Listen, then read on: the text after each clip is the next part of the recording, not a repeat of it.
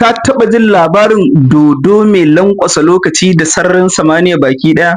Wata ƙofa ce ta gaskiya da take ƙalubalantar dukkanin dokokin lissafin tafiya. Ƙofar da idan ka shige ta za ta kai ka sannan kafin ka bar yanzu cikin abin da bai kai daƙiƙa ba. Ƙofar da idan ka shige ta za ta fitar da kai ɓangaren wajen duniya kafin ka motsa daga inda kake. Wannan shi ake wa kirari da wormhole. Asalin ɗan makullin da ke buɗe ƙofofin da ba a taɓa tunanin za su buɗu ba.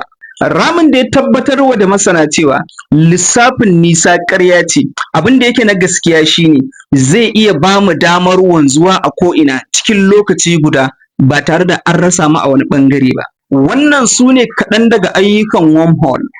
A ƙa'idar ilimin kimiyyar lissafin sarari, sarari da lokaci abu guda ne da suke manne waje guda. Idan kana son tafiya daga nan zuwa can ƙarshe, maimakon ka bi doguwar hanya da za ta cinye ma lokaci na biliyoyin shekarun tafiyar haske, sai ka lanƙwaso can ƙarshe ka haɗa shi da nan, sai ka wanzu ka bayyana a dukkanin biyun ba tare da ka motsa ba. Bambancin da ke tsakanin wormhole da black hole shi ne, yayin da black hole yake matsa abubuwa, shi kuma wormhole yana buƙatar wani makamashin ƙarfi ne da zai sa ya ci gaba da wanzuwa a buɗe.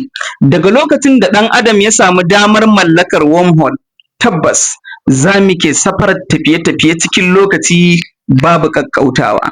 Domin sa'ilin da ka samu damar shiga wormhole, za ka iya zooming tafiya gaba zuwa 2050 ka gano abin da zai faru kafin lokacin faruwarsa ya yi.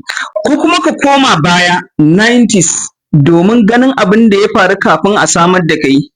Definitely idan muka samu damar mallakar wormhole, za mu iya aiwatar da hakan ko shakku babu.